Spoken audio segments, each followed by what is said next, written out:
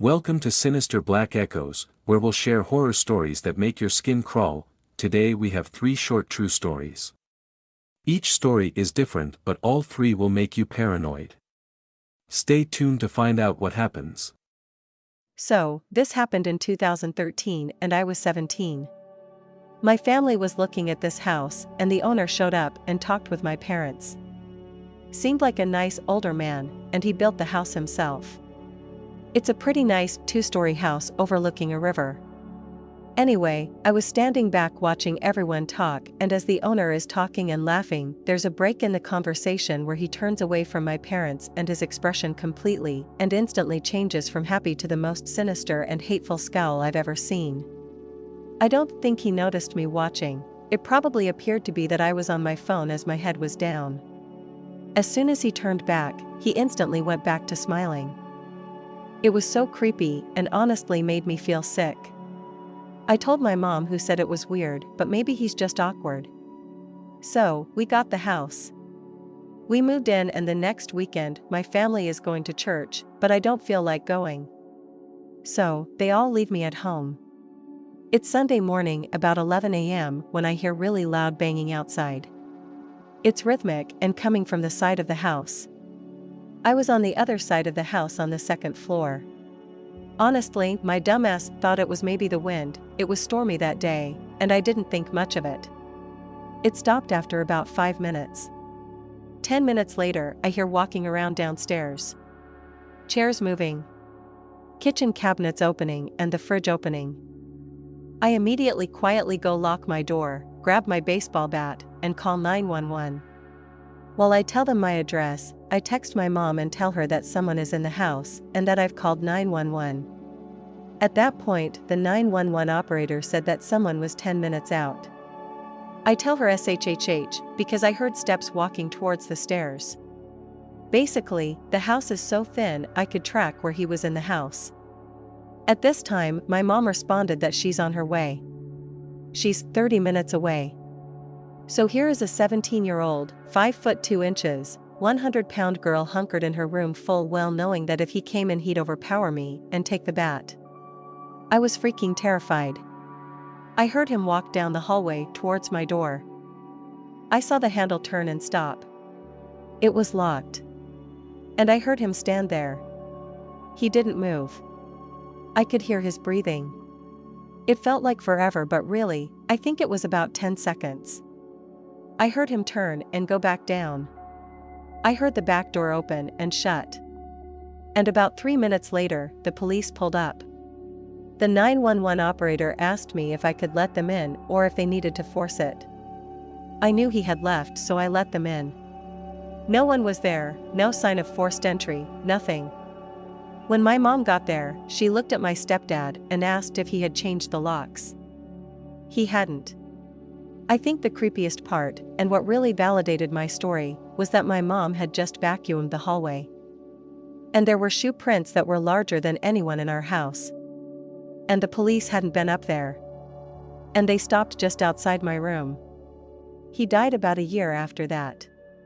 Please don't forget to change your locks. Enjoying the story so far?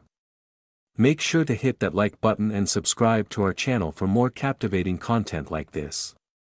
By subscribing, you'll never miss out on the latest adventures and terrifying tales. Thank you for your support. I was about 7 years old and my brother about 10. It was well past our bedtime when our mom woke up off the couch to put us to bed. Our dad worked construction out of town back then, so it was often just us 3 at the house for weeks at a time. Up the stairs and to the immediate right was our parents' bedroom. Going left puts you in the middle of a hallway. Taking another left down that hallway led to my brother's room. The opposite end was my room, which was also across the hall from our upstairs bathroom. At either end of the hallway are windowed doors we always kept locked and rarely used. The door on my end led to a balcony overlooking our front yard, and the door on my brother's end opened to our back porch. The house kind of leans into a small hill. My brother and mom both had a habit of waking up in the middle of the night to use the bathroom. I only knew this because I was always a light sleeper, and they just couldn't help flushing with the door wide open. This night, however, my brother stopped on his way to his room and came back towards the bathroom. I'm going to try to pee before I go to bed. The past few nights I've been too afraid to walk to the bathroom. I keep seeing a man wearing stripes at the end of the hallway. I don't know if my mom wrote it off as my brother telling ghost stories to try to scare me or if she was already half asleep and didn't catch it, but she didn't react at all to my brother's confession. I, on the other hand, was terrified by it. The fear of seeing a ghost like that at the end of the hallway or through the windows is the reason I started running from the stairs to my bedroom at night. Years later, when I was about 18, my mom and I were having a conversation in her car about a dog we had for a very short time when I was little. We were sharing stories about Max's tendency towards destroying my shoes and other unruly behaviors when my mom blurted out, "Do you remember that time I opened the front door for the cops and Max ran inside to the kitchen and started tearing open that big bag of dog food we had?" This really caught me by surprise, because in all the years I lived in that house we never once called the cops, gun owner family in a quiet, rural West Virginia neighborhood, etc. I asked her what she was talking about and she looked equally surprised as if she had just revealed something by accident. "Oh, that's right. I never told you because you were too young at the time." One night, I woke up hearing noises outside my window and when I looked, I saw a man staring into my bedroom. She went on to describe how turning on the lights caused him to take off running and how she grabbed my dad's pistol before calling the cops. I can't remember all the details I gave them when they showed up. Tall white male, wearing a striped shirt and jeans, short dark hair, something like that. They said it matched the description of a man they were looking for in the area. It turns out he had escaped from jail on a murder charge. Now, I know it sounds so obvious hearing those two stories back to back. But it wasn't until a few years ago, in my mid-20s, that I pieced together that my brother had unknowingly warned us about a murderer who spent multiple nights casing our home. Yikes, that was almost a close call. Now on to our final story. I am posting this story from a throwaway because I'm embarrassed about how I handled this whole situation, and I don't want it connected to my real name. I'll start with some background. I'm a 20-year-old college student and my brother is 17. The story happened over summer, so I was home from college. Our parents were out of town because it was their 25th anniversary and they decided to take a vacation, leaving me and my brother home alone, which was fine by us. We spent most of the time drinking beer and playing Mario Party. During one of our game sessions, I showed my brother all the texts I had been getting from a guy I had gone to high school with. I didn't think much of them. They were mostly just weak attempts at flirting. Occasionally he would say something about one of my Facebook posts, or about seeing me somewhere, but I thought it was harmless. My brother seemed really concerned. He pointed out that the guy was texting me at least 7 times a day. He told me if I ever needed him all I had to do was text him the word help and he'd come, no matter what. I laughed at him and said he was being paranoid. Obviously that sort of thing would never happen to me. I was very wrong. 2 days after we had that conversation, my brother was at his girlfriend's house, so I was completely alone.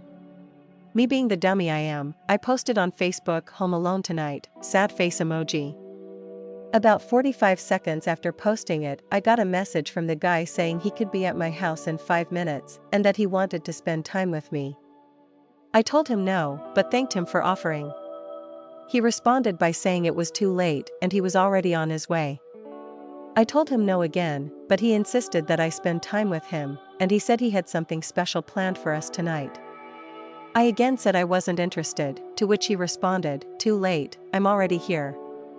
I went to my front door and opened it. Only to see him standing there, holding a bottle of very expensive red wine. I noticed the bottle had been opened, but it was still full. Now we get to the part I'm embarrassed about. I let him convince me to let him in. Once he was inside, he poured 2 glasses of the wine. I didn't touch mine because I noticed that he wasn't drinking his. He kept insisting that I drink mine, to the point of being angry that I wouldn't drink it. It was about this time that I realized something was wrong.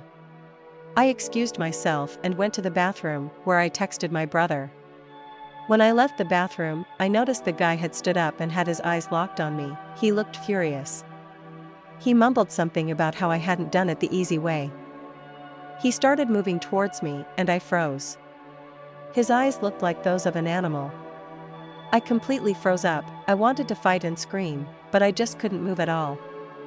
He grabbed me and forced me to the floor, but I still didn't fight. I shut my eyes and waited for the inevitable, but just then a miracle happened. I heard the door open.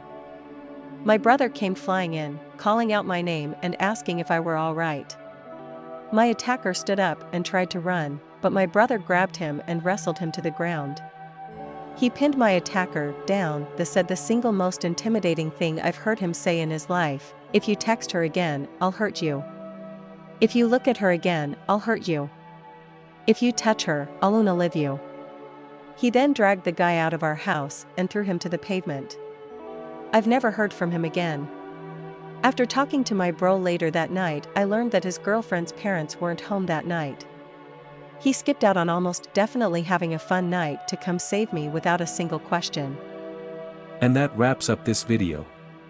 To all of you who have followed along on this journey, thank you for joining us in this adventure. If you would like to hear more in the future, please like and subscribe. Your support and enthusiasm mean the world to us. Until next time.